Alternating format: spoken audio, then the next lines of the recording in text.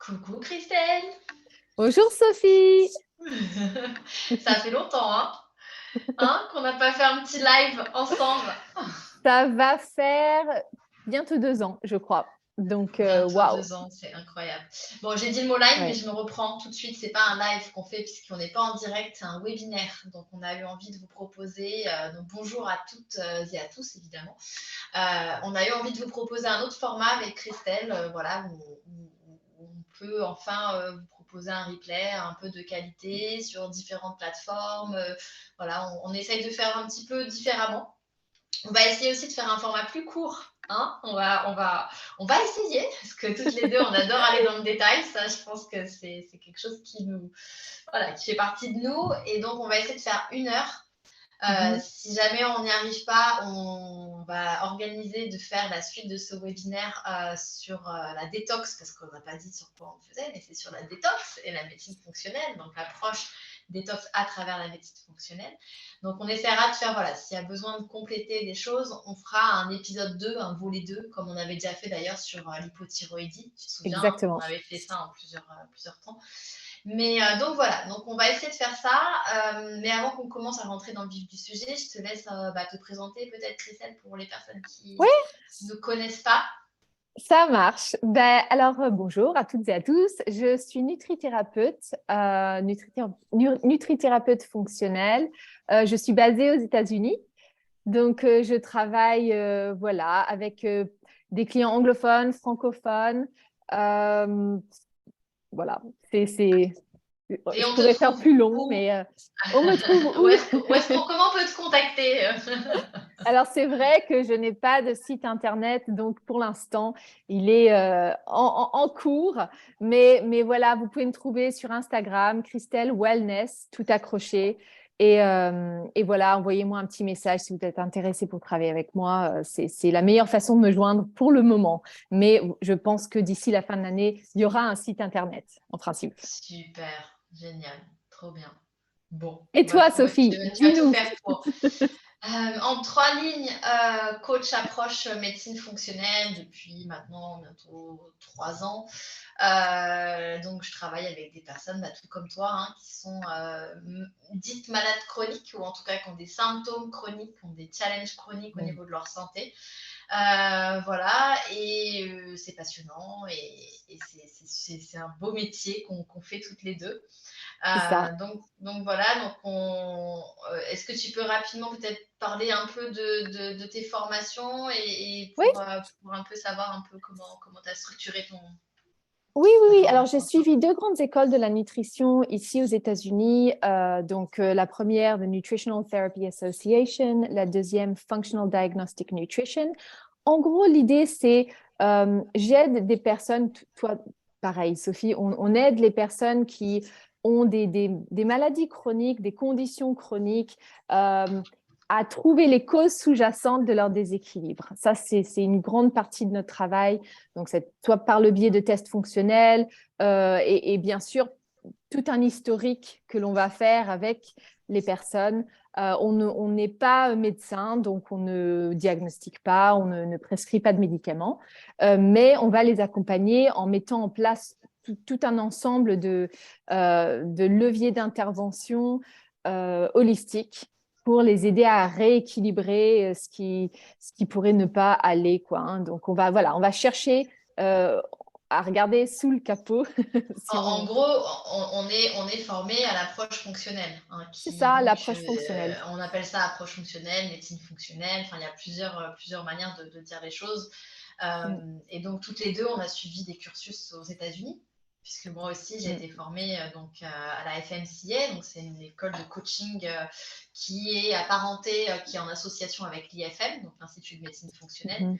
aux États-Unis. Donc, effectivement, comme tu as dit, on est là pour coacher, aider les personnes à aller mieux, à se sentir mieux, à trouver leurs ressources et à surtout s'autonomiser dans leur santé, puisque C'est ça. l'objectif, c'est de mieux Mm, comprendre qui on est, son corps, mm. son fonctionnement, son métabolisme, ses besoins propres, et tout ça à travers les principes de l'approche fonctionnelle. Voilà. C'est ça, Donc, tout à fait, c'est ça. Et je pense que à mesure que le webinaire avance, vous allez comprendre un peu mieux sentir notre approche. C'est très difficile de décrire ça en quelques lignes parce que c'est plein de nuances. Mais voilà, vous allez comprendre progressivement. On va parler constamment de bio-individualité. Ça, c'est vraiment au centre de nos pratiques. Donc, voilà, c'est ça. S'il fallait expliquer l'approche fonctionnelle, c'est une approche qui s'apparente à la naturopathie, à ce genre de choses-là, mais ce n'est pas tout à fait. Il y a des petites distinctions et vous allez comprendre. Si vous nous suivez, vous allez Voilà, voir. et si vous avez envie, on a déjà fait d'autres thématiques, c'est important de le dire, sur l'hypothyroïdie à travers l'approche fonctionnelle, sur le Le SIBO, je SOPK, crois. le Ah SIBO, oui, le oui.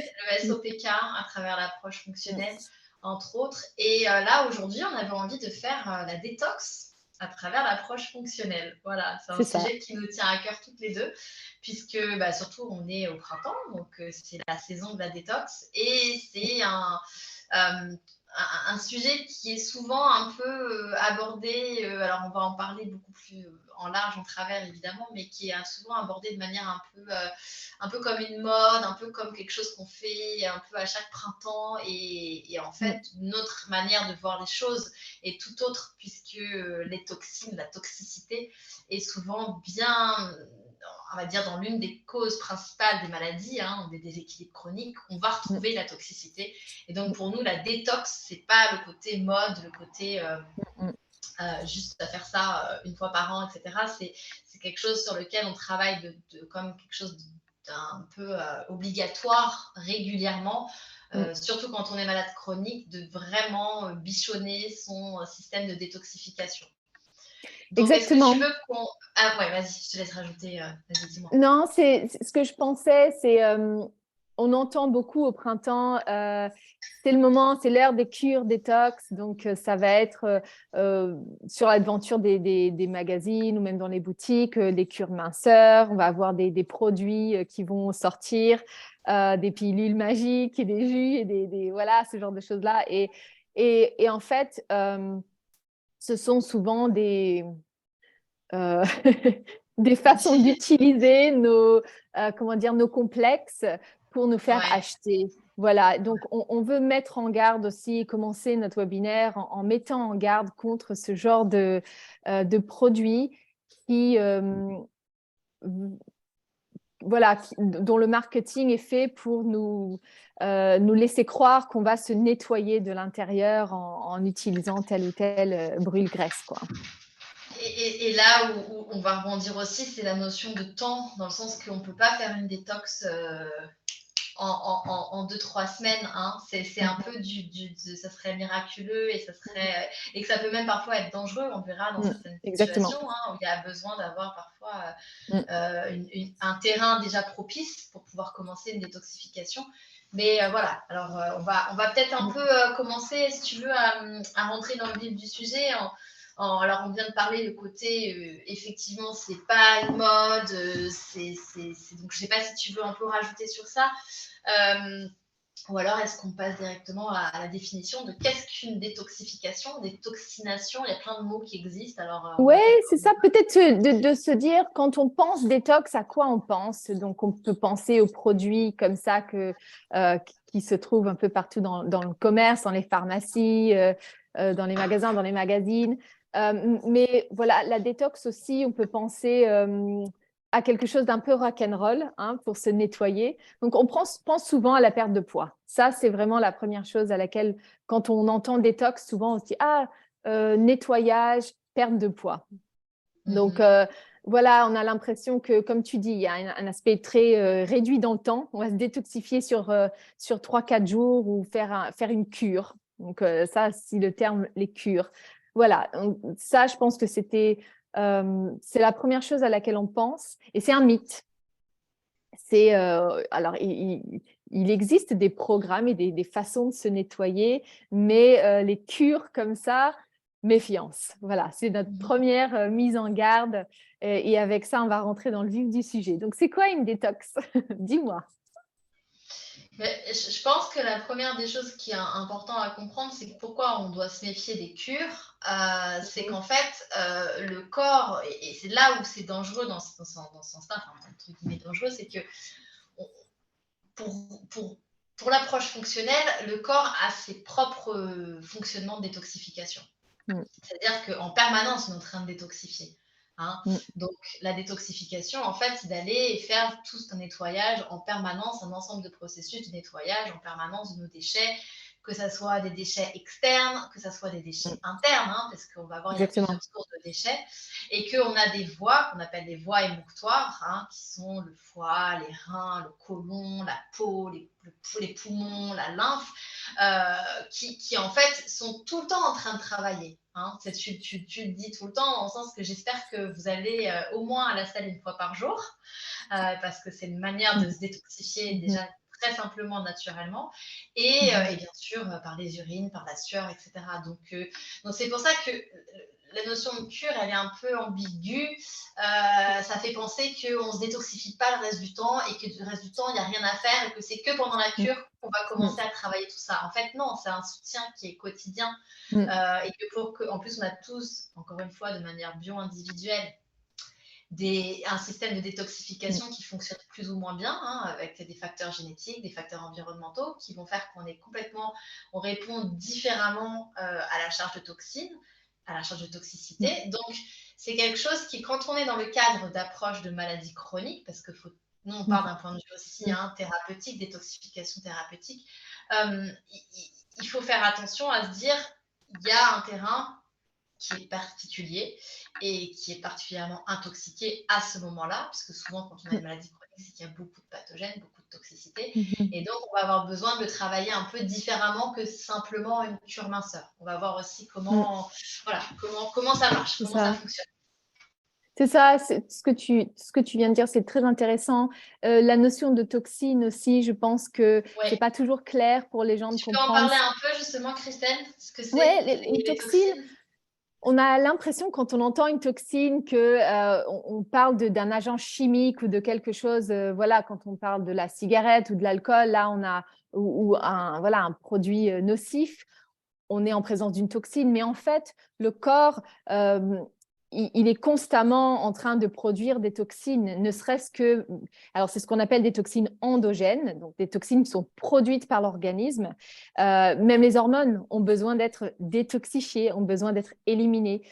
Donc on a effectivement les toxines, le poison et ce genre de choses-là qui peuvent, on peut être exposé à ce genre d'agents, mais on va avoir tous les processus métaboliques du corps vont produire des toxines à un moment donné Ouais. qui vont devoir être traités dans l'organisme. Et voilà, donc ça, c'est important de l'expliquer parce que les gens se disent, ben, moi, je mange sainement, donc je n'ai pas de toxines. Oui, ben, ok. Alors, c'est sûr que ça aide hein, de ne pas. La meilleure façon de se détoxifier, c'est d'éviter d'être en exposition constante à des agents toxiques. Mais même avec la meilleure volonté du monde et même en mangeant clean, etc., notre corps produit des toxines. Donc, en permanence. Et nos hormones, une fois qu'on s'en est servi, c'est comme les verres de contact. On s'en est servi une fois, et voilà, il faut les recycler. Enfin, on les recycle pas, pardon, il faut les éliminer. Et c'est de même avec tout un tas de processus métaboliques dans le corps. Notamment, je pense aussi à tout ce qui est, tu sais, les déchets cellulaires, les déchets des Mhm. bactéries. Hein. On a en permanence Exactement. un travail cellulaire dans notre Mhm. corps qui se produit, un Mhm. travail de bactéries, qu'elles soient bonnes, entre guillemets, ou mauvaises, hein, pour dire ça Mhm. simplement. Mais dès qu'elles sont en train de s'activer ou de faire leur job, elles produisent en fait des déchets. Hein. C'est C'est un peu ça. comme si, et donc je donne toujours l'exemple très simple, et je pense que tu le donnes aussi de la maison, où Mm. quand on est régulièrement, on va produire nos propres déchets, et on va avoir besoin de jeter la poubelle très régulièrement, sinon C'est ça. ça s'accumule et ça devient très, très néfaste. C'est un peu la même chose, notre corps produit de manière endogène, donc à l'intérieur, hein, Mhm. des déchets, et effectivement, l'exogène, c'est tout ce qui serait, par exemple, des BPA, des pesticides, des Mhm. polluants, des produits chimiques. Alors, je voulais insister aussi sur les compléments alimentaires, les Ouais, bien sûr. médicaments. Ça aussi, on n'y pense pas, mais c'est source de toxicité, c'est source de déchets en tout cas. Alors, toxicité au sens, c'est pas, je veux dire, dangereux, mais ça produit des toxines. Hein. Même un complément alimentaire, il est processé, tout comme un aliment, hein, c'est processé. Donc, forcément, il y a un moment donné où il y aura un peu de trop qui devra être...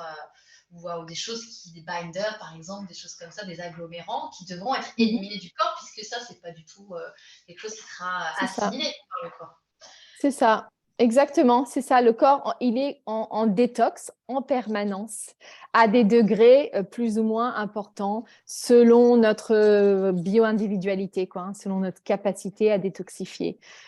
Et donc, certaines personnes sont dotées d'un système robuste de détoxification et d'autres… des personnes chanceuses, hein, en général. Très chanceuses. Ouais.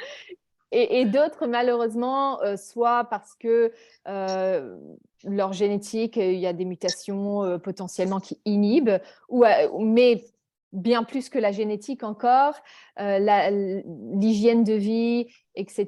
Il y a des choses qui inhibent ce processus de détoxification et qui peuvent donc ralentir la machine.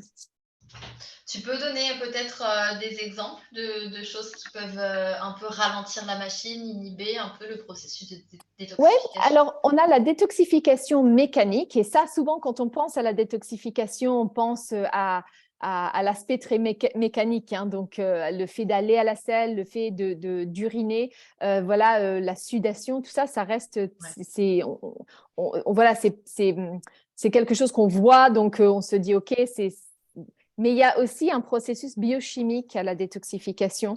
Donc, oui, quand on parle… que pour en arriver là, pour arriver à ce qu'on produise de l'urine, pour arriver à ce qu'on produise de la sueur, et donc on ait des toxines qui s'éliminent, ou même nos selles, il y a tout un chemin avant qui c'est ça.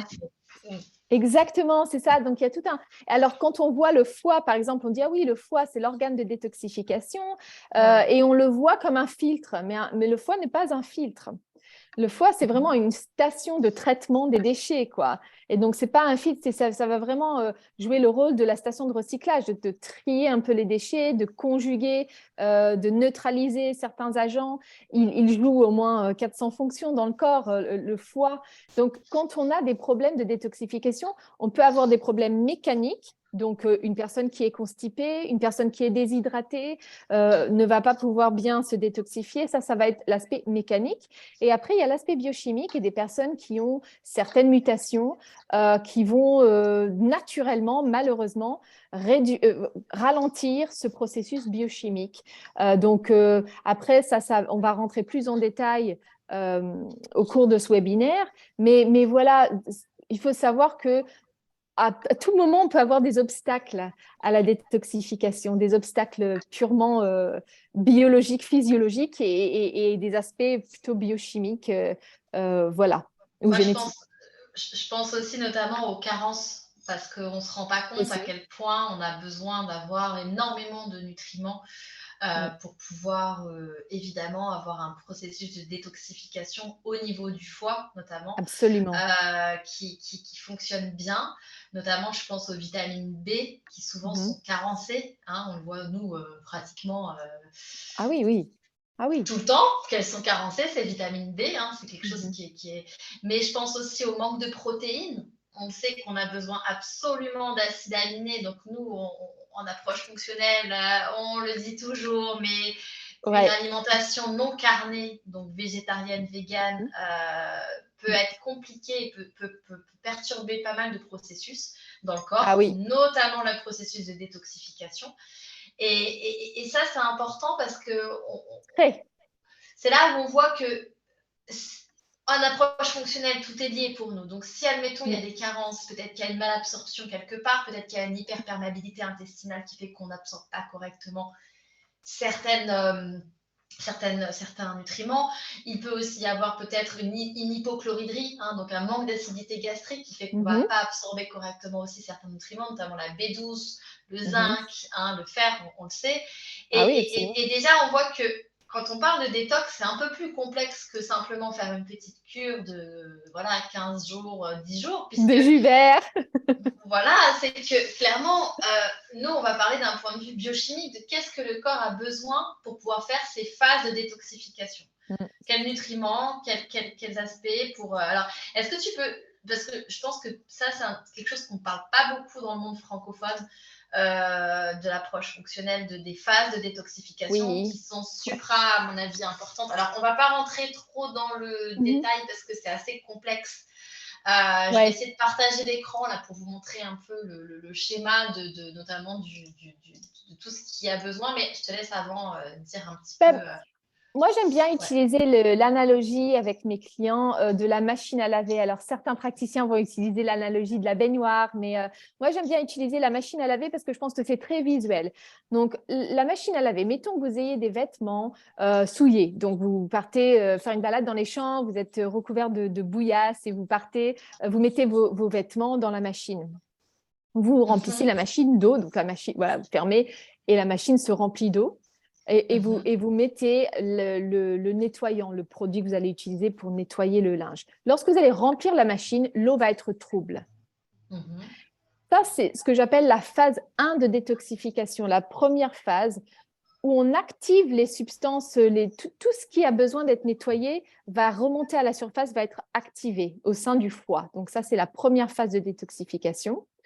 Ensuite, la deuxième phase, ça va être la phase de lavage. Donc, on va neutraliser ces agents-là. Le produit lavant va agir, l'eau, enfin voilà, la machine va tourner et le linge va être nettoyé au cours de la deuxième phase. Ça, c'est vraiment la neutralisation. Et il y a on a besoin de beaucoup de cofacteurs nutritionnels pour la phase 1 et pour la phase 2. Mais voilà, la troisième phase, c'est vraiment… un petit partage, je ne sais pas si tu vois l'écran, justement. Alors, dis-moi si tu le vois. Je pense que si tu le vois, les gens le voient aussi. Est-ce que ça fonctionne? Est-ce que tu vois l'écran? Moi, je ne le vois pas pour l'instant. Alors, on va réessayer la technologie qui nous, qui nous fait défaut parfois. Attends, hop, je vais voir Il n'y a pas de souci. Je vais voir si… Hop, est-ce qu'on peut faire ça comme ça? Est-ce que là, tu vois l'écran? Je vois toujours pas. Ok. Bon, c'est dommage parce que je voulais vraiment vous partager ce petit…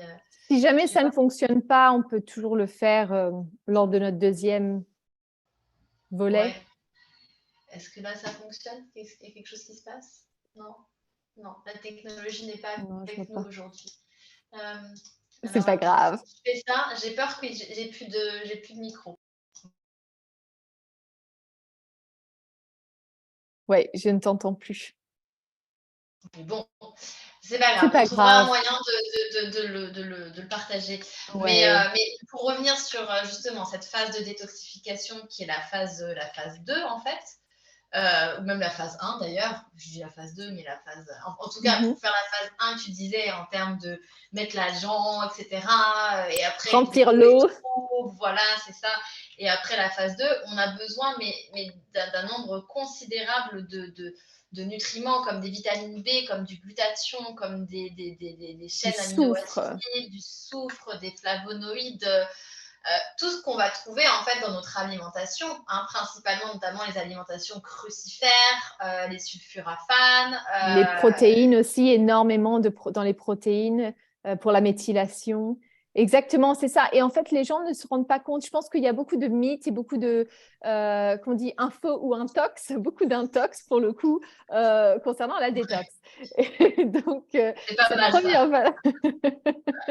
Je suis inspirée. La première et la deuxième phase, pour moi, c'est vraiment cette machine qui tourne. Et la troisième phase, c'est le drainage. Donc, ça va être l'élimination. Et je crois que dans bon nombre de pratiques holistiques, il y a un accent qui est mis sur cette troisième phase de détox qui est le drain, qui est donc l'élimination, les voies émonctoires, l'ouverture des voies émonctoires. Et elle est hyper importante. Sans ouvrir les voies émonctoires, de toute façon, on ne peut pas avoir une bonne détoxification en amont, c'est-à-dire en phase 2, en phase 1. Et là, c'est là où pour nous… si admettons la phase 3, alors la phase 3, c'est vraiment là où on va avoir les selles, l'ouverture des voies émonctoires. Les selles, l'urine, la sudation. On commence toujours à s'assurer que la personne en face de nous qui veut faire une détox ne soit pas constipée, que ses reins fonctionnent bien, qu'il y ait quand même un bon drainage à ce niveau-là de phase 3. Donc, on commence toujours par phase 3 à optimiser. Phase c'est 2, ça. phase 1, on remonte un peu comme ça. On travaille à revers. On travaille à revers, exactement. Et C'est ça. pourquoi c'est si important que la phase 3 soit vraiment, que les voies émonctoires soient ouvertes, que la personne Ouais, soit vraiment pas constipée? Est-ce que tu peux nous en dire deux petits mots sur ça? Pourquoi on ouais. insiste autant? Alors, ben justement, si on garde cette analogie de la machine à laver et que l'on a un drain qui est bouché, ben vous voyez bien que finalement, le lavage ne peut pas se faire correctement. Donc, c'est exactement la même chose dans le corps humain. Et le problème, c'est que tout ce qui n'est pas bien traité en phase 2 va se répercuter sur la phase 1. Et donc, tout ce qui n'est pas bien traité en phase 3 va se répercuter en amont sur la phase 2. Et on peut avoir un recyclage, malheureusement, des toxines dans l'organisme. C'est un Donc, peu comme si c'était l'eau des égouts qui remontait, hein, si on peut prendre c'est exactement ça. l'analogie de la machine à laver. En gros, C'est ça. si le tuyau il est bouché plus loin dans l'évacuation, bah, ça risque de faire des dégâts. Et en fait, c'est C'est ça ça. qui se va se produire dans le corps, c'est qu'on va se réintoxiquer. Et C'est c'est quelque chose exactement ça. sur lequel on insiste beaucoup dans nos séances avec nos clients, c'est que clairement, quand vous êtes en train de commencer une détox, euh, l'important quand on va aller travailler sur des toxicités, que ce soit des hormones, des déchets cellulaires ou alors des autres agents exogènes qui sont embêtants, bah, le but, c'est d'aller les évacuer. Donc, si jamais on commence une détox, qu'on n'est pas sûr qu'on puisse bien évacuer, en fait, tout ce qui a été travaillé en phase 1, phase 2, pour aller tout impacter, un peu à rajouter des agents pour voilà, que ça nettoie bien, etc., on C'est va même en pas fait. la peine en fait de commencer parce que une personne va être encrassée. Si en plus elle vient nous voir, généralement c'est qu'elle sait qu'elle a potentiellement vécu une vie un peu rock'n'roll et que il y a des choses à mobiliser. Donc normalement voilà, les toxines vont être stockées dans le gras, vont être stockées à certains endroits du corps. Et lorsqu'on va commencer à les mobiliser par le biais d'agents comme ça, des antioxydants ou des agents qui sont qui vont stimuler la mobilisation des toxines, si les voies émonctoires ne sont pas ouvertes, on va avoir des réactions et ce qu'on appelle des crises de détox ou des crises XMR. Et Ouais. alors, ça va être des réactions, ça peut être tout un tas de réactions, soit digestives, des maux de tête, l'impression d'être un peu la La gueule de bois. fébrilité, la Euh, gueule de bois, c'est ça, la fébrilité, l'impression d'une immense fatigue, des nausées, des éruptions cutanées, enfin des choses pas très Pas sympas. très sympa. Après, je voudrais juste faire un petit point sur ça parce que c'est quelque chose que je précise souvent aussi, et on en a déjà parlé, c'est que la phase d'élimination. Nous, on a une tolérance, on avait dit la dernière fois, on était en train de faire un cas et on parlait de tout ça. Oui. C'est que 3 semaines à peu près on n'est pas très bien, on a un peu mal à la tête, où on a cette phase un peu. Alors, Mm, la subtilité, la phase mm, d'Alzheimer, c'est vraiment quelque chose qui est violent et parce que les voies mm, émonctoires n'ont pas été préparées en amont, donc ça, c'est un truc qui est vraiment à éviter. Mais mhm, si on a travaillé ces voies mm. émonctoires, on n'est pas non plus à l'abri d'avoir cette phase un peu obligatoire de 3 semaines Tout à fait. d'élimination où certains symptômes vont revenir, ou Mm, alors on va avoir ce qu'on vient de décrire, mais de manière un peu plus modérée. Et là, c'est tout une à fait. question que c'est une zone très inconfortable, mais on est obligé un peu d'y passer, quoi. Alors ça dépend des personnes. Les Ouais. personnes vont avoir des fortes réactions, d'autres vont Mm. avoir des réactions modérées. On est tous différents. Mais ça peut arriver effectivement. Alors moi, je le vois par exemple avec, mettons, quand on a une infection H. pylori. C'est un exemple un peu classique. Une Tu peux personne qui a juste dire une, 2 mots sur ce que c'est que le H. pylori, parce oui, que bien sûr, c'est ouais. une bactérie qui se trouve au niveau de l'estomac et qui va lorsqu'elle est présente en quantité excessive, hein, c'est pas sa présence qui pose réellement problème, mais c'est lorsqu'elle est présente en quantité très importante ou qu'il y a certains facteurs de virulence qui font qu'elle va inhiber la digestion. C'est le euh, hélicobactère, parce le qu'en français, Hélicobacter voilà, on dit pylori. ça, ouais, c'est C'est ça. mais il y a tout un tas de bactéries, d'infections que l'on peut avoir dans le tractus digestif, hein. Ça, c'est juste un exemple. Mais voilà, parfois, on peut donner certains certains agents botaniques pour venir éradiquer cette bactérie ou en tout cas réduire son nombre. Et malheureusement, quand on donne ce genre de traitement, on peut avoir au départ quelques réactions, des désagréments digestifs ou l'impression d'avoir du brain fog. ouais, l'épuisement que tu disais, ça peut être selon le terrain de l'individu, ça peut être des réactions diverses et variées, mais ce qu'on constate, c'est que plus la personne va avancer dans la thérapie et plus ses réactions vont s'estomper, elle va se sentir de mieux en mieux. Et généralement, il y a un cap à passer de 2-3 semaines. Et waouh, après, la personne se dit, mais c'est incroyable. Et on le voit aussi avec les alimentations anti-candidose. Quand une personne va, par exemple, on va constater la présence d'une candidose, la personne va changer d'alimentation pour ne plus nourrir ce candidat. Et là, il y a un cap à passer, quoi. Ça va être terrible au départ parce que les candidoses, généralement, il y a le die-off, le fameux die-off qui va produire tous ces effets. Alors, le die-off, je précise, c'est quand les bactéries meurent, quand les malades, pour l'occurrence les champignons, vont mourir, ils vont aller dégager des gaz toxiques qui vont nous mettre pas très bien pendant quelques temps. Donc, on appelle ça l'effet die-off. L'effet die-off. Donc, ça, ce sont juste des exemples de cette subtilité qui est que parfois, des réactions détox, ce n'est pas forcément quelque chose de mauvais ou voilà, qu'il faut absolument chercher du processus de détoxification. Exactement. Tout à fait. Oui. Et c'est sûr que, comme on le dit, c'est pas anodin de faire une détoxification. Mais alors, dans ces cas-là, pourquoi on fait une détox? C'est quoi l'objectif? Ça, j'ai fait un petit... Je pense que c'est important de comprendre qu'on parle de détoxification, mais d'un point de vue de nous, notre approche fonctionnelle, pourquoi c'est si important de se détoxifier? Ouais. Vas-y, déjà, le monde, je pense, le monde moderne, par rapport à comment vivaient nos ancêtres, en tout cas nos arrière-grands-parents, le monde était plus propre.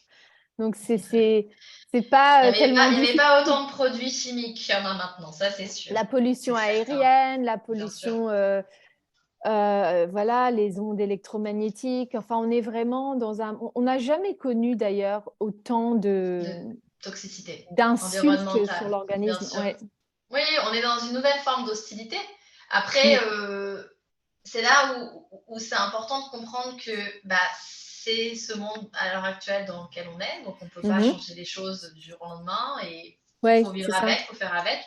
Mais ce qui est super important, en fait, c'est que comme on est bombardé de toxines, en fait, le corps, il a besoin d'avoir un système d'élimination qui est naturel, mais si jamais il y a des défauts dans ce système-là, on va se retrouver avec un cumul de toxicité, de toxines, et là, on va avoir des inflammations qui vont arriver, parce que les toxines, c'est très inflammatoire, et malheureusement, ça perturbe beaucoup de systèmes, ces inflammations. Et on le sait, l'origine des maladies chroniques, c'est un terrain qui est inflammé, qui est inflammatoire.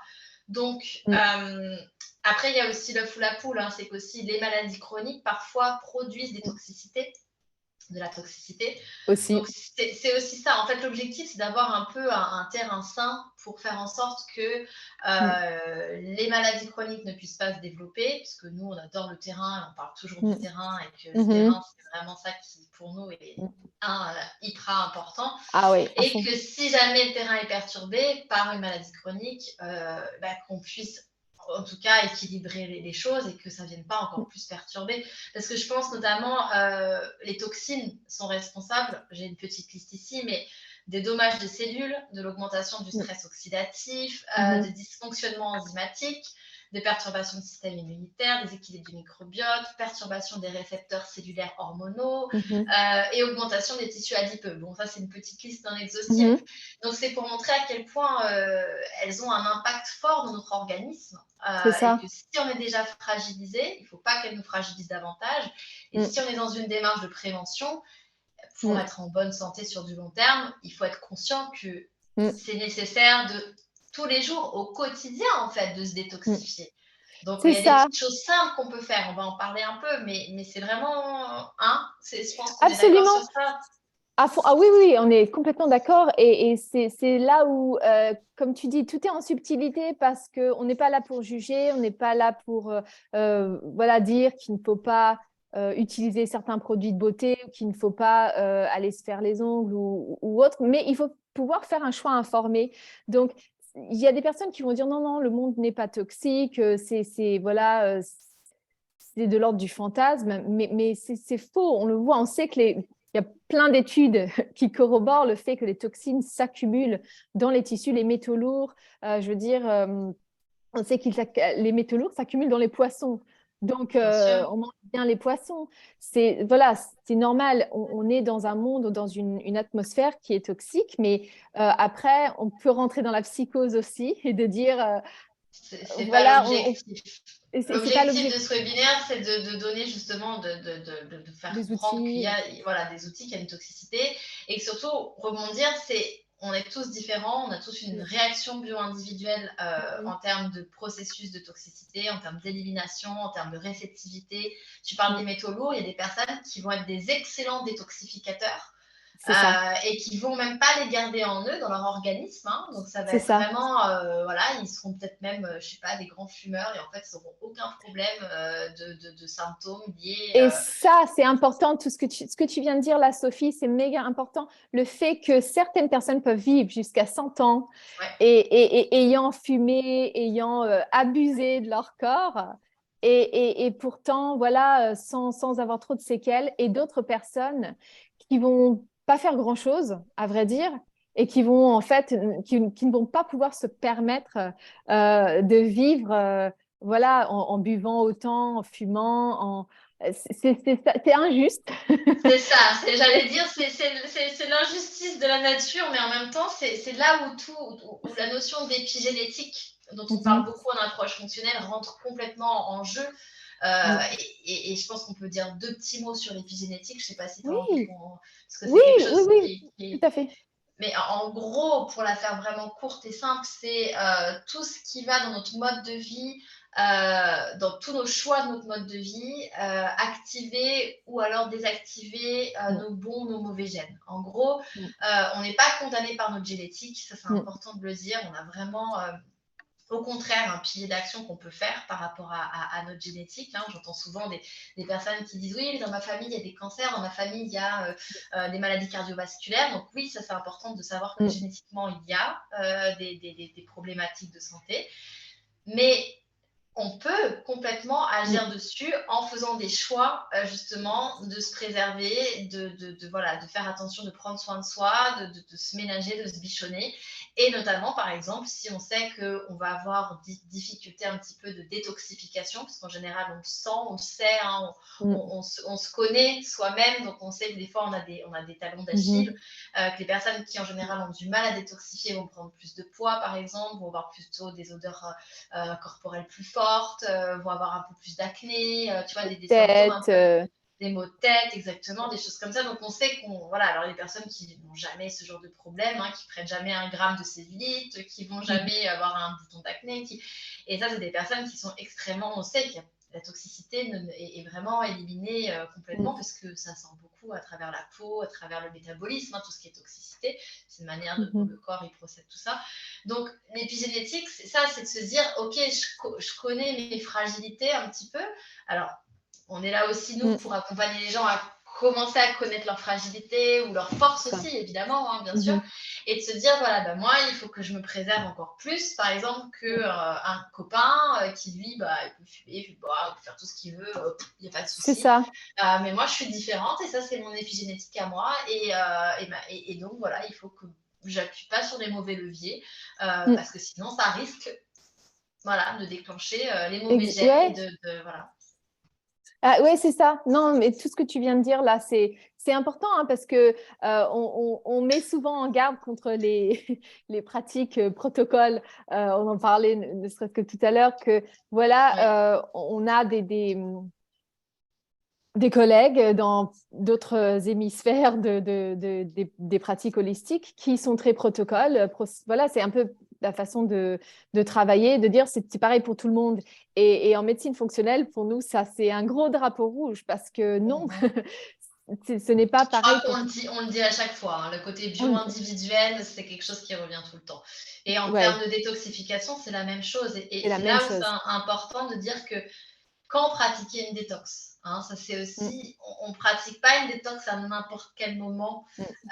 Non? Alors, évidemment, il y a le côté printemps, automne, on entend beaucoup ça, on est d'accord, mais le plus important, le meilleur moment pour pratiquer une détox, c'est quand déjà notre organisme n'est pas trop en souffrance, hein, et quand même à une énergie vitale qui est quand même assez robuste, assez équilibrée. Parce que, encore une fois, la détox, c'est pas anodin. Une détox profonde, hein, c'est pas anodin. Toute cette charge de toxicité qu'on va aller faire sortir aussi des tissus adipeux, hein, parce qu'ils sont emprisonnés dans les tissus adipeux, donc on fait tout ça sortir.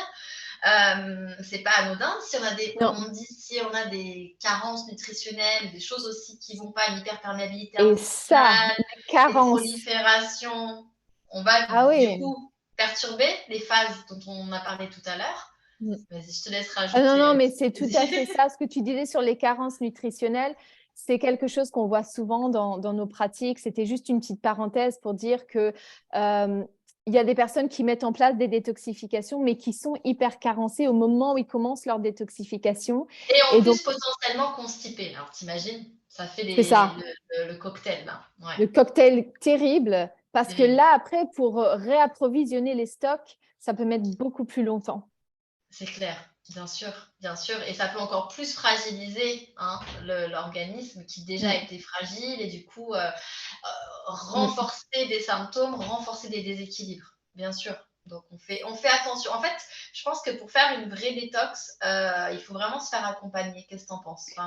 C'est exactement ce que j'allais dire en fait. Faites-vous accompagner. C'est vraiment la meilleure façon de faire une détoxification parce que vous aurez un praticien qui va regarder votre terrain, votre état bio-individuel.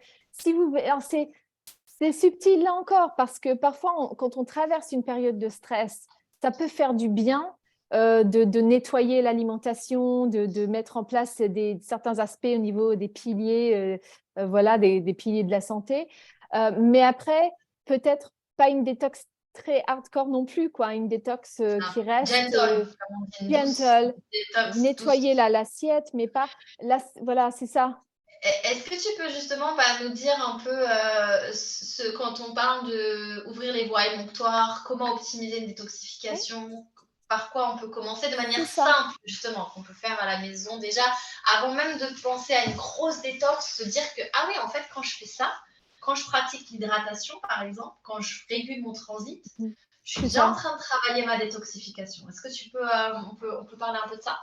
Oui, voilà, ne serait-ce que de reprendre un peu les grands piliers de la santé, quoi. Hein. Donc, de dire où est-ce qu'il y a des lacunes dans mon fonctionnement. Donc, nous, on parle beaucoup du sommeil.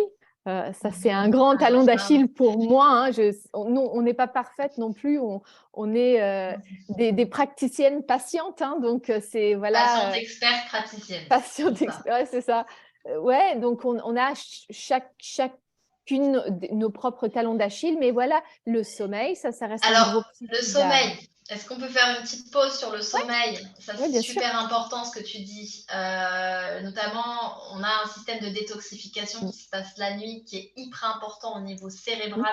C'est le système qu'on appelle le glymphatique. C'est ça, le glymphatique, j'adore ce mot. Le glymphatique qui a été découvert en 2012. Donc, c'est vraiment une découverte super récente. Je reprends un peu mes notes en même temps. Mais en fait, le cerveau, il produit 20 à 25% de notre énergie quotidienne, clairement. Hein, donc, il est vraiment en train de faire toujours des ébullitions. Donc, forcément, ce qui se passe dans le cerveau, ça produit énormément de déchets. Notamment certaines protéines, hein, la protéine B-amyloïde, qui, on le sait maintenant avec un peu de recul, est responsable des maladies neurodégénératives, comme par exemple l'Alzheimer, ça on le sait. Et en fait, ce système glymphatique de nettoyage, en gros, c'est le nettoyage du cerveau, hein, pour faire vraiment très simple, hein, il se passe la nuit dans le sommeil, mais uniquement pendant qu'on dort. Il ne se passe pas du tout pendant qu'on est en éveil. Donc, les problèmes de sommeil, les problèmes d'insomnie, au niveau de la détoxification cérébrale, c'est un vrai problème de toxicité. Un vrai problème. On n'en parle pas suffisamment, mais ça, donc, on ne peut pas se détoxifier si on ne dort pas suffisamment au niveau de la qualité, au niveau de la quantité. Donc, c'est vraiment sur les deux terrains que ça se joue. Alors, les jeunes parents, je sais, c'est pas évident quand on a un enfant en bas âge et que voilà, il y a des réveils nocturnes comme ça. Il y a des phases dans la vie où voilà, il y aura un peu Ouais, d'insultes. on a du stress. On a du Ouais, il y a du stress et c'est stress. comme ça. Bien C'est comme sûr. ça, des phases où on Ouais. est angoissé, où on a on traverse des périodes de souffrance. Bon, voilà, mais il faut pas trop que ça dure. C'est-à-dire que à un moment donné, faut mettre en place des techniques tant qu'on le peut pour limiter la casse parce que le sommeil, ça reste très, très important. Alors, ce qu'on dit aux personnes qui ont des maladies auto-immunes, des troubles du sommeil, des insomnies, la périménopause, hein, cette période-là aussi qui peut donner lieu à beaucoup d'insomnie, on recommande de faire des siestes. Voilà, idéalement, ça se passerait la nuit, voilà, on récupérerait la nuit, mais parfois, ce n'est pas possible. Donc, optimiser les siestes s'il faut. Voilà. Le sommeil, enfin, je pense que tu le dis aussi, mais c'est ce que je dis tout le temps, c'est que s'il y avait un complément alimentaire à prendre, admettons, une démarche de santé à faire, à privilégier, c'est de dormir, quoi. Hein. Dormir. Là, on parle vraiment des fondamentaux. Alors, ça peut paraître Mm. très basique, très fondamental. Nous, parfois, on C'est parle gratuit de dormir. C'est ça, c'est gratuit, c'est accessible à tous. C'est ça. C'est pas forcément évident pour tout le monde. On a beaucoup de Mm. troubles de sommeil dans la population en général. Mm. Mais c'est sûr que c'est hyper méga important dans le Mm. sommeil. Il se passe tellement, et notamment le foie, hein, là, on parlait des phases de détoxification. C'est Ouais. principalement pendant qu'on dort que le foie travaille. En fait, notre corps travaille énormément en termes Il de travaille tout le temps. régénération, mais principalement la nuit en termes de régénération, Ah oui, détoxification, récupération. Ça, c'est vraiment hyper important de prendre conscience l'autophagie de se ça. fait la nuit.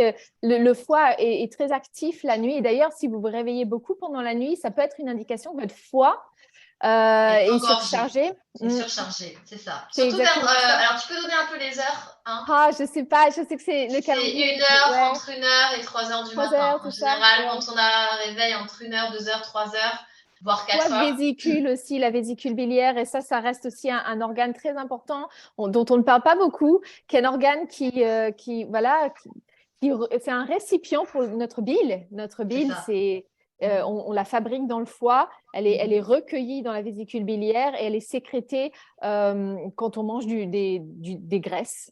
Donc, mais la bile, on pourrait en parler pendant tout un webinaire sur la bile, c'est tellement C'est clair, c'est incroyable. clair. Mais est-ce qu'on peut juste revenir peut-être sur comment on peut pratiquer un petit peu pour aider là, des choses toutes simples. Donc, on a l'hydratation, déjà, Ouais, boire suffisamment d'eau, l'hydratation ça c'est quelque chose de avec des pareil, comme le électrolytes. sommeil, super méga important.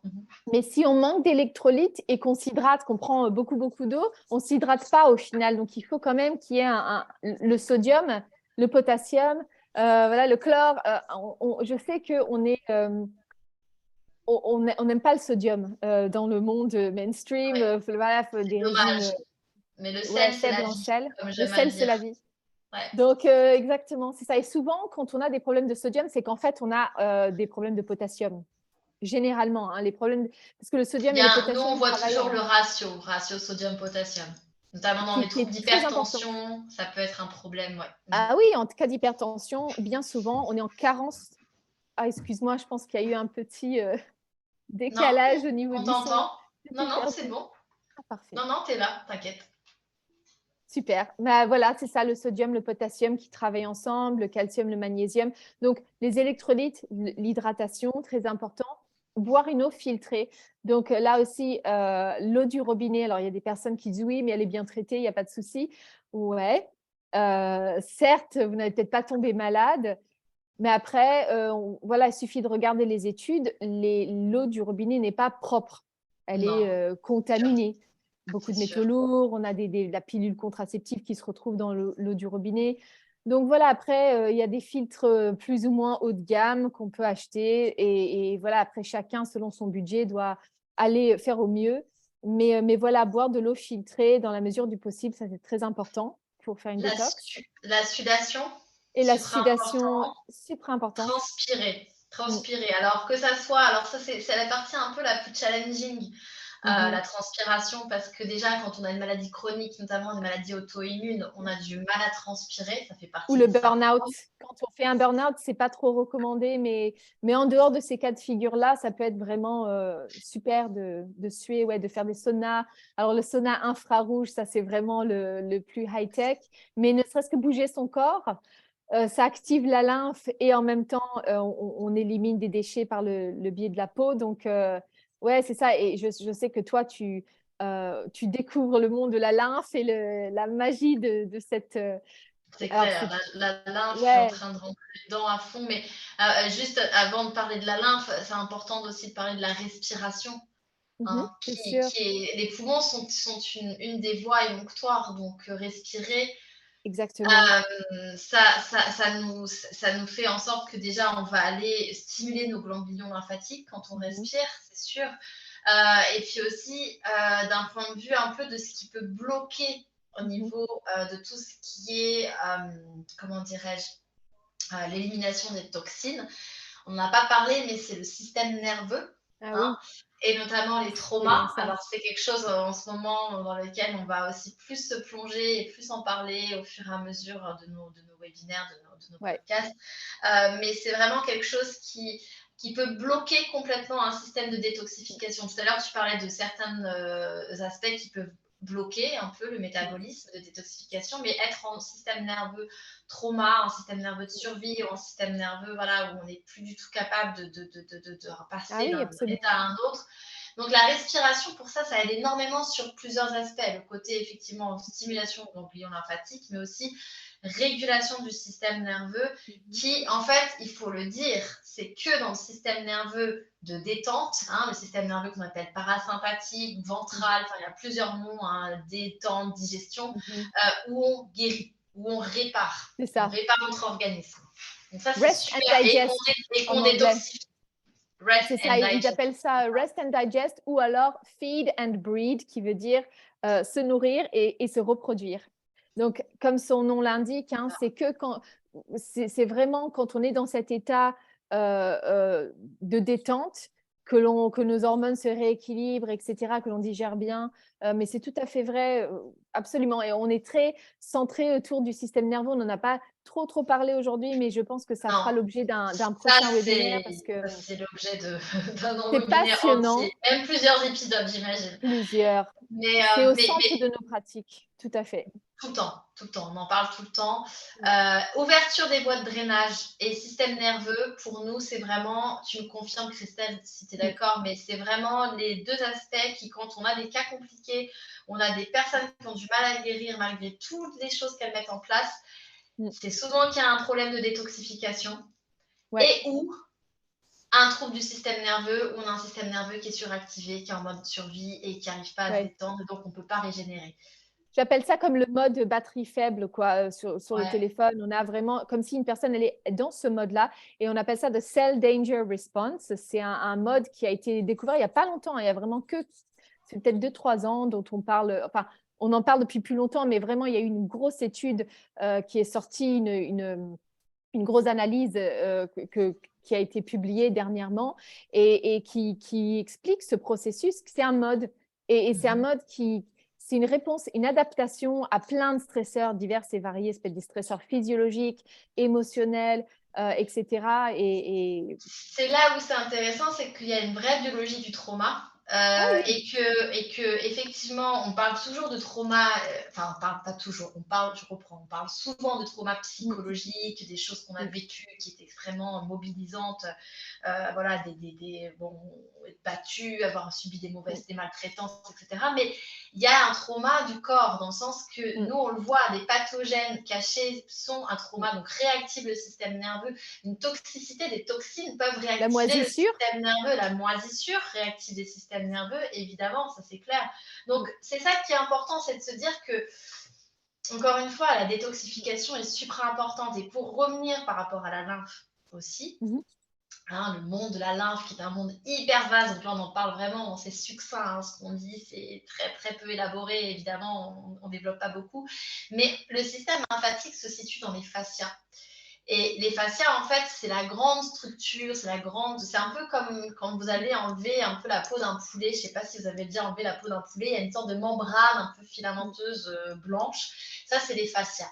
Et c'est en fait une matrice intracellulaire, donc tissu interstitiel. En gros, ça passe dans tout le corps. Donc, en gros, on n'aurait qu'un fascia, mais qui se répartit dans tout notre corps. Et la lymphe se situe dans les fascias. Donc, c'est là où on voit que si on a un système nerveux, parce que la réponse nerveuse se trouve aussi au niveau des fascias. On le voit, les fasciathérapies aident à réguler le système nerveux. Donc, si on a un système nerveux mobilisé avec des fascias qui sont hyper contractés, où la régulation est compliquée, en fait, la lymphe, pareil, en fait, bon, avant de parler de tout ça, qu'est-ce que la lymphe? Parce que c'est ça qu'il faut un peu dire, c'est que c'est... Alors, je ne sais pas si tu veux dire 2 mots sur la lymphe ou tu me dis. Vas-y, continue, tu es dans ta lancée. Et... D'accord. C'est en fait, en gros, c'est un tissu un liquide qui est incolore, qui va passer à travers plein d'organes pour nettoyer, en gros, tous les déchets. C'est ce qui va passer à travers donc, la moelle osseuse. Donc, les organes lymphatiques, c'est la moelle osseuse, c'est le gland thymus. On a aussi les amygdales, la rate, le ganglion, le vaisseau lymphatique. Et en gros, c'est vraiment épurer les déchets de l'organisme. C'est le rôle de la lymphe. Donc, c'est vraiment hyper méga important dans un système de détoxification. Et donc, pour revenir un petit peu à ce que je disais, c'est que si, admettons, on a des traumas, on risque de bloquer cette lymphe, que ce soit trauma émotionnel ou trauma physiologique avec des pathogènes, des mycotoxines ou des moisissures, etc. On risque de bloquer cette lymphe et en fait de ne pas pouvoir bien détoxifier. D'où l'importance de travailler toujours dans la globalité.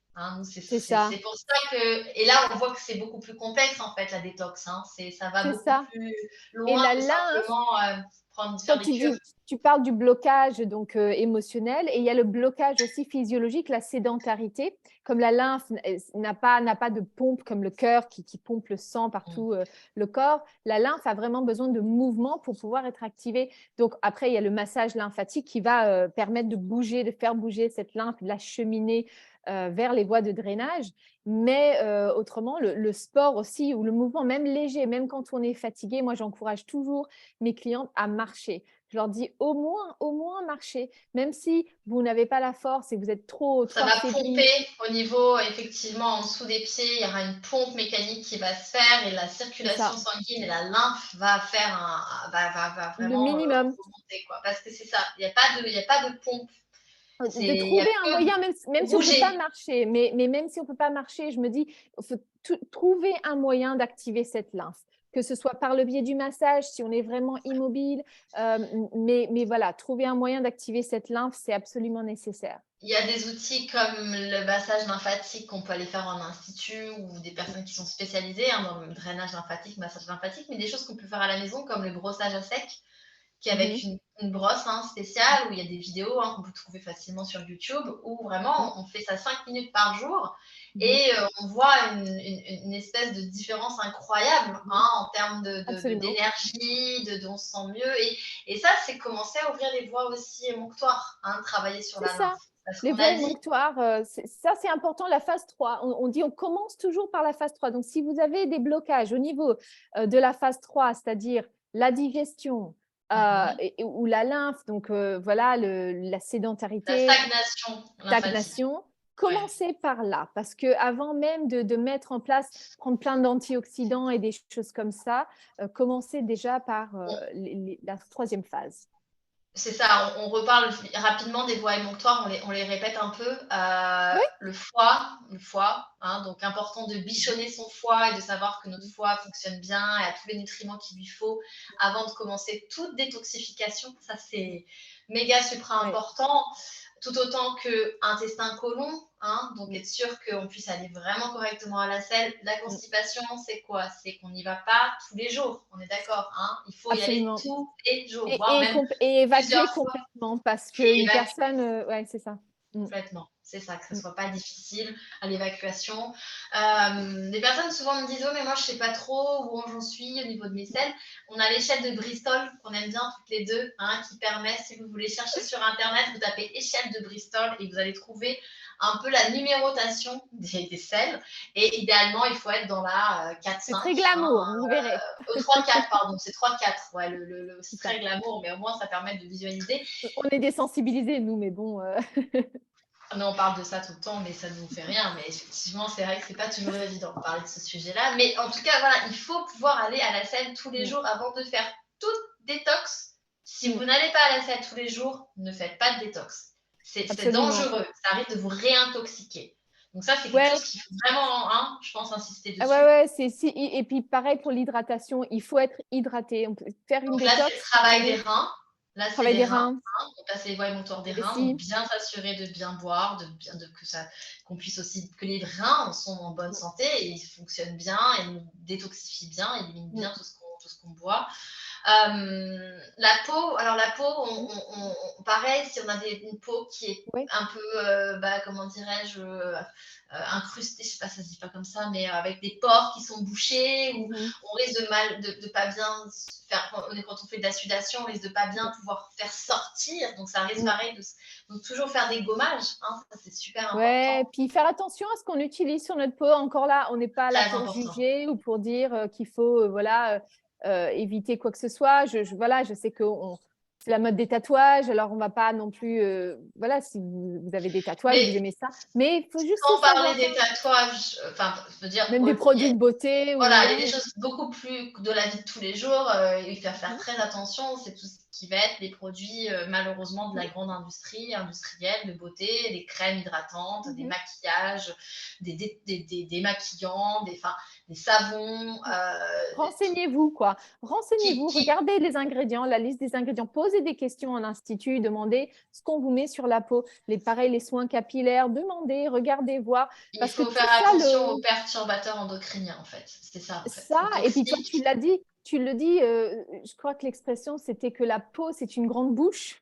Oui, c'est ça. Alors ça, c'est une expression qui est effectivement est dite Ouais, c'est chouette. par une des praticiennes de médecine fonctionnelle aux États-Unis, Tracy Harrison, qui dit en fait la peau, c'est comme une bouche géante. Et en fait, le problème, c'est qu'elle n'a pas de, et c'est ça qui est super important, elle n'a pas de système de détoxification réellement. C'est-à-dire que tout ce que Pas vous mettez sur oxydation, la mais… peau sera absorbé.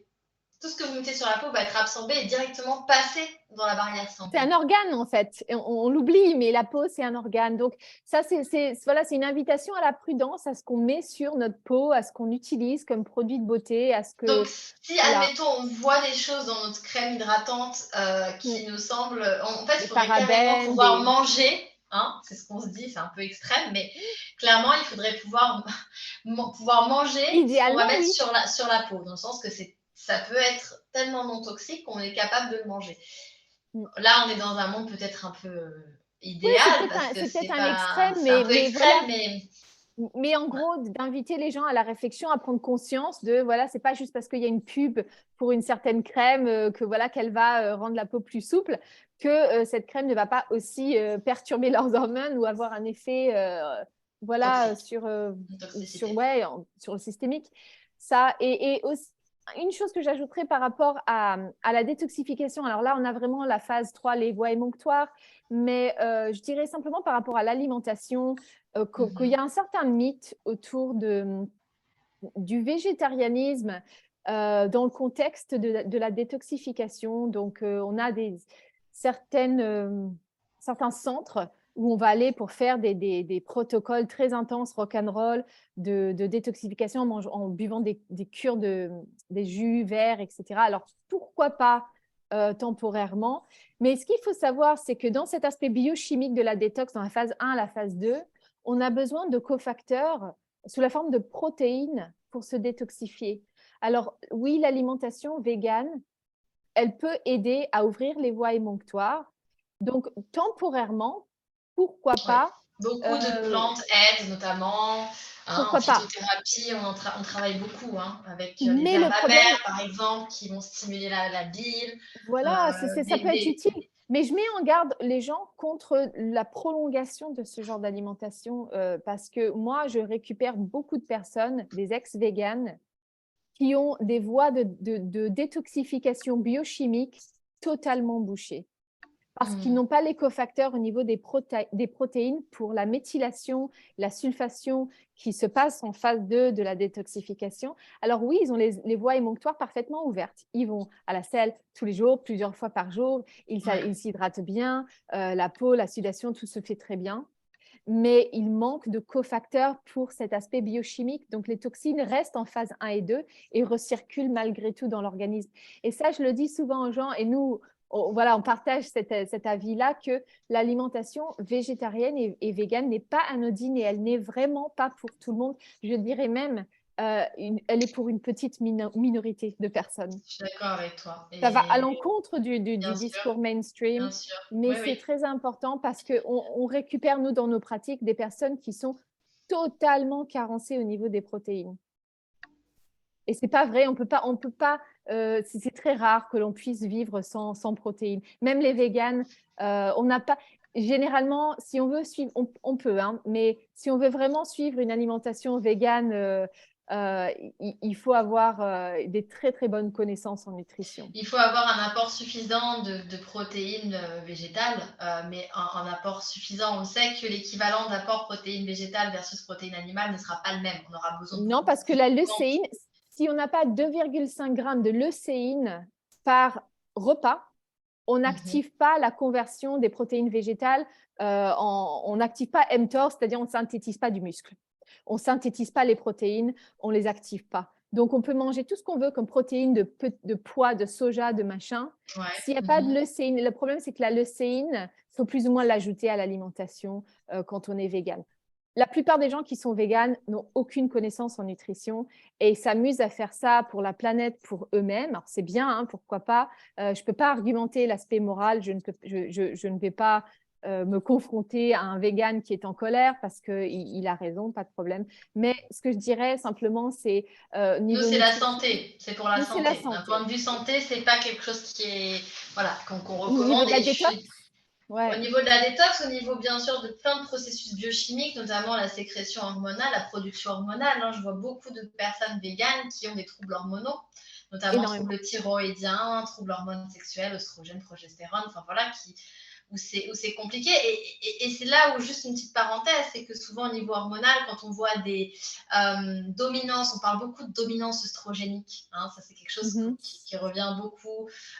C'est souvent en fait que malheureusement, la capacité de détoxification de ces personnes-là est réduite, puisque Oui. c'est en approche fonctionnelle, c'est pas tant la production hormonale, bien sûr c'est important, mais c'est pas tant la production hormonale qui souvent est complexe, qui est souvent comment dirais-je, déséquilibrée, même si ça arrive parfois évidemment. C'est aussi beaucoup la détoxification, donc C'est ça. l'élimination des hormones qui, comme tu disais au tout début du webinaire, ne servent plus, et donc voilà. Et ça, c'est souvent évidemment des carences, la Oui. côté, comme on dit, biochimique, donc de ces fameuses phases. Est-ce que tu peux juste, l'heure est passée super vite, donc on va Ouais. devoir un peu faire un petit takeaway, mais est-ce que tu peux juste, par exemple, revenir un peu sur ces phases Ouais. pour en parler un peu plus en détail, parce que je pense que c'est quelque chose dont on ne parle pas beaucoup, Ouais, bien d'ailleurs, sûr. jamais, hein, quand on parle de Quasiment détoxification, jamais. mais quasiment jamais, mais que c'est hyper méga important pour assurer de faire une bonne détox, d'être sûr que Ouais, sa bien phase sûr. 3, 2 et 1 soit optimisée. Oui, alors la phase 1, c'est vraiment la phase où, où les toxines sont activées, donc sont diluées, quoi, voilà, c'est ce qu'on dit ça, hydroxy, donc sont diluées. Et c'est là, cette phase-là, où quand on prend des antioxydants, quand on en trouve dans les aliments, c'est vraiment en phase 1 que ces antioxydants vont venir nous aider, quoi, à neutraliser, enfin, voilà, à faire à agir sur. C'est des cofacteurs, si vous voulez, à cette phase 1. En deuxième phase, comme je vous disais, les toxines sont neutralisées. Donc, il y a plusieurs phases de neutralisation, hein, la méthylation, l'acétylation, la sulfation, la glucuronidation. Il y a quoi d'autre? Et surtout, la chose je me permets de rajouter, c'est Oui, que bien sûr. les toxines sont en fait, comment dire, des liposolubles. dans le sens qu'elles sont, comment dire, sous une forme de graisse, en fait, sous une forme de liquide. Et qu'on Oui, et peut en pas phase 1, on va éliminer, les on peut pas neutraliser. éliminer des lipides par les urines, dans le sens au sens de toxines. Il faut qu'elles soient transformées, et c'est là où il y a la phase justement 2. Hydroxy, ouais. Donc en phase 1, elles sont rendues hydrosolubles plus ou moins. Et en phase 2, elles sont conjuguées à certains agents. Je crois qu'il y a le glutathion aussi. J'essaie de me souvenir, je ne les ai pas tous en tête. Il y en a Mais plein. ils sont conjugués à certains agents On a neutralisants. quand on rajoute aussi des agents oxygènes, on va avoir de la vitamine A, C, E, sélénium, Ça, cuivre, c'est le zinc, cofacteur. manganèse, coenzyme Q10, enfin des Voilà. biflavonoïdes, enfin on a plein de choses, et c'est pour ça que là l'alimentation est hyper importante, et surtout Et les protéines, vraiment. voilà, c'est ça. Surtout en première phase, les antioxydants vont vraiment jouer un grand rôle. Et en seconde phase, beaucoup de vitamines, de minéraux et de protéines qui vont venir aider à neutraliser ces agents toxiques. Alors moi, j'ai parfois des clients qui sont, encore une fois, des végétariens ou des ex-véganes, qui ont une première phase de détox terrible.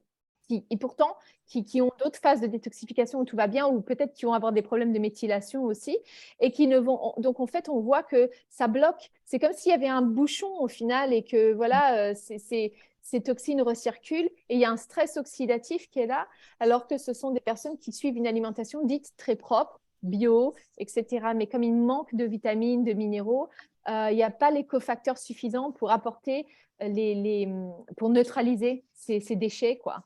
Voilà, Ok. donc c'est ça, la phase 1 Et et tout la ça, phase 2, c'est ça se passe dans le foie, dans le hein. foie, Donc dans le foie. d'où l'importance de bichonner absolument en premier, on va dire en premier, et gagne son foie et son côlon, hein. C'est vraiment être sûr Ouais, c'est qu'on va ça. à la selle. Le côlon, il Donc faudrait qu'on justement, fasse un webinaire dessus ouais, parce que le côlon, c'est un c'est monde tout à un lui monde. entier. On C'est est ça. d'accord, on est Mm. d'accord.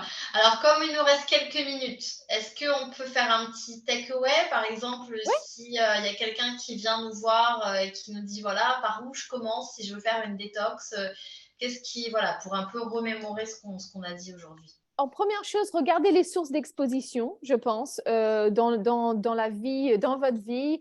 Quelles sont les sources d'exposition aux toxines et essayez de les limiter dans la mesure du possible. Ouais, Ensuite, d'accord. travailler sur les voies émonctoires. Donc, se dire, OK, est-ce que je suis constipée? Est-ce que je suis bien hydratée? Est-ce que je sue? Est-ce que je bouge? Vraiment les piliers, est-ce que je dors? Ça, c'est vraiment la première ligne. Et tout ça, généralement, Est-ce ce que sont j'ai des choses. suffisamment de protéines dans mon alimentation? Est-ce que On j'ai en revient aux suffisamment de protéines, protéines? mais on voit beaucoup de gens qui n'ont pas assez de protéines dans leur alimentation. C'est C'est ça, compliqué, hein. Et puis, plus c'est on ça. va vers l'âge mûr, plus c'est compliqué de digérer aussi des protéines. Et souvent, je vois beaucoup de gens qui n'ont plus du tout envie d'aller vers la viande parce qu'en fait, il y a des soucis de digestion, hein. C'est le Donc, terrain. le terrain, C'est l'acide gastrique qui manque bien sûr. et moi, malheureusement, moins on mange de viande et moins on en a envie puisque plus on réduit l'acidité gastrique, c'est le serpent qui se mord la queue. Et c'est exactement ça que tu dis. Ouais, je dirais, bah, donc, avoir une assiette colorée, une belle Ouais, assiette de légumes et de fruits de saison, des produits animaliers de qualité.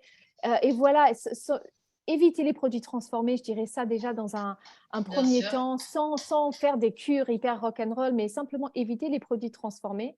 Mhm. Après, on peut bien sûr affiner l'alimentation encore plus, éviter les laitages, le gluten, ce genre de choses-là. On n'a pas parlé du café, mais on n'en parlera pas aujourd'hui parce que c'est encore Ouais, le ce café qui active sera. la bile, mais voilà, après, c'est chouchouter son foie, sa vésicule biliaire. Je dirais ça, ce sont vraiment les premières, les interventions de première ligne. Est-ce qu'il y a des choses que toi, tu rajouterais à ça? Bah, non, j'ai envie de dire que privilégier, comme tu dis, ouais, une alimentation colorée, faire attention à ce que ces voies émonctoires soient bien ouvertes, faire des brossages à sec régulièrement, aller, si on peut, au sauna, ou alors se faire des bains chauds où on va Mhm. se faire transpirer, se créer des hammams à la Des maison, sels d'Epsom, trempés celle dans des sels d'Epsom. d'Epsom, ouais. Mais non, je pense que tu as déjà dit effectivement tout ce qu'il y a les premiers leviers d'intervention et après, on peut rentrer, une fois qu'on a mis ces choses-là en place, et on peut faire, bien sûr, on peut aller beaucoup plus loin, on peut parler des On peut aller NMA, des beaucoup plus lavements, loin. voilà, On peut d'hydrothérapie. aller oui, bien sûr. Mais ça va être vraiment peut-être dans un second temps de parler des détox plus poussés ou des cures ayurvédiques, des choses que l'on peut faire. Mais Euh, je suis tout à fait d'accord avec toi, on peut rentrer beaucoup plus loin dans des panchakarma, des choses comme ça, mais je pense que ce qui est important de retenir dans ce webinaire, je sais pas, tu me diras ce que tu en penses, mais c'est que la détoxification, à la fois, ça peut être très complexe dans le processus biochimique, comme on vient de le voir, hein. C'est extrêmement les phases, c'est un peu complexe ce qui se passe dans le corps, donc le foie travaille énormément. Mais en même temps, c'est accessible et c'est abordable au quotidien et que ça rentre vraiment dans des fondamentaux. Donc, on n'est pas obligé d'aller dans des choses très compliquées ou se casser la tête en disant oh là là, je vais rentrer dans une détoxification, c'est comment je vais faire, etc. oui, c'est ça. C'est Moi, soutenir déjà en fait les capacités du corps parce qu'il ne faut pas oublier, et ça c'est quelque chose qui me tient à cœur, c'est de reprendre confiance en son corps et de ne pas oublier que notre corps est intelligent, il a sa propre intelligence et qu'il a naturellement cette détoxification en lui, il sait comment faire. Mais parfois il y a des petites choses qui vont faire des petits grains de sable dans l'engrenage et qui vont faire que les systèmes vont se mettre un peu en mode un peu rouillé où il faut juste soutenir. Et soutenir, c'est ça. dormir, boire, bouger, manger des protéines suffisamment, s'assurer d'être pas être constipé. Déjà, c'est des choses hyper importantes qui peuvent sembler très basiques, mais qui, si elles sont pas présentes, si on manque de cet équilibre-là à ces niveaux fondamentaux, on va très vite s'intoxiquer. Voilà. Exactement, c'est toujours trouver cet équilibre entre les stresseurs et la résilience. Et on est dans cette espèce de danse, on jongle de façon perpétuelle, trouver cet équilibre entre OK, comment limiter les stresseurs, comment augmenter ma résilience. C'est toujours ça, le questionnement qu'on va avoir constamment dans nos pratiques, ça va être ça.